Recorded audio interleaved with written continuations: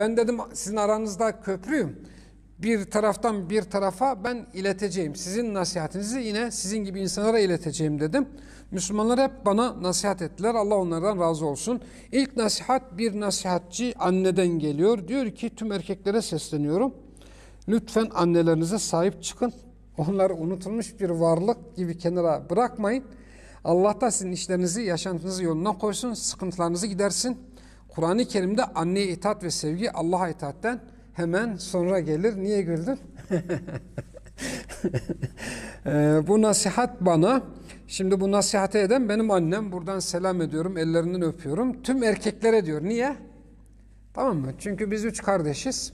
Ben ortancayım. Bir abim var, bir de kız kardeşim var. Kız kardeşim devamlı annemle beraber olduğu için, onunla ilgilendiği için o dışarıda kalıyor zaten.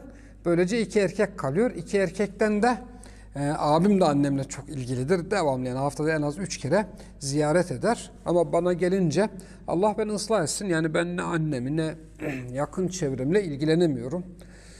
Tabii bu mazeret değil. Vaktim olmuyor. Ne zihin olarak vaktim var ne de zaman olarak vaktim var. Yeterince ilgi gösteremiyorum. Yani çevremin tamamına, çoluğuma çocuğuma dahi yeterince ilgi gösteremiyorum. Allah beni ıslah etsin. Ben bu nasihati şunun için aldım. Hem burada arkadaşlar şunu tırnak içinde benim annem Müslüman birisidir. Oldukça uzun yıllardır Müslümandır. Hem de İslam'a çok faydalı olan bir Müslümandır ama şunu tırnak içerisinde söyleyeyim ben. Eğer ortada bir anne baba varsa Müslümanı müşriği bir bırakın. Yani bunu bir kenara bırakın. Yani anneye ve babaya, tamam mı? İlişkilerimizde onların Müslüman olması veya müşrik olması bir şey değiştirmez. Yani Müslüman bir anne babaya görevlerin ve hukukun neyse, müşrik bir anne babaya karşı da görevlerin ve hukukun odur. Anne baba tamamen dışarıdadır arkadaşlar. Bunu iyi bilin yani. Anne ile baba, özellikle anne, müşrik bile olsa tamamen işin dışındadır.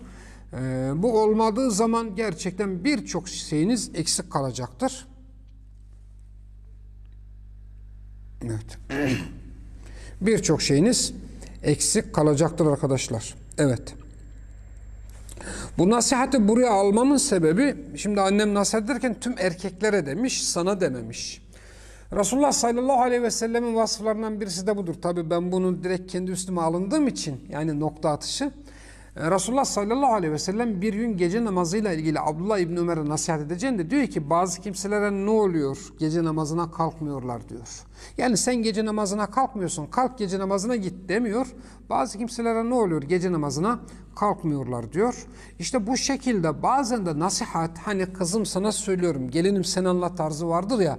Yani bizzat muhatabınızın yüzüne sen şöylesin, şu eksiğin var, şunu niye böyle yapıyorsun demekten ziyade belki bazen de nasıl yapılmalıdır?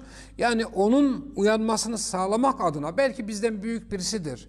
Belki saygıdeğer birisidir. Belki hürmet göstermemiz gereken birisidir. Belki hürmet göstermemiz gereken birisidir. Karşısına geçip sen şöylesin, sen böylesin diyemeyebiliriz. Bundan dolayı ne yapmamız gerekiyor? Belki biraz daha bu tavırla, yani kızım sana söylüyorum, gelinim sen anlat tavrıyla ne yapmamız lazım? Nasihati iletmemiz lazım.